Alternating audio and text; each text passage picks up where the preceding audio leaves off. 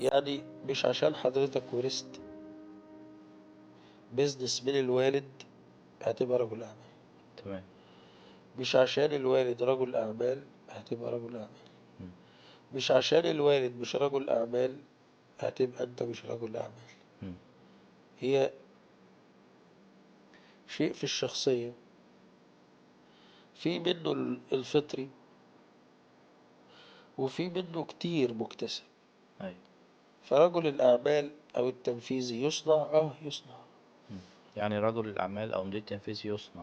طبعا لو قولا لو واحد. هو أو لو حتى لو هو فطرته موجودة وما استغلهاش خلاص مش هو يصنع، نصنع، سواء عنده فطرة أو ما عندوش.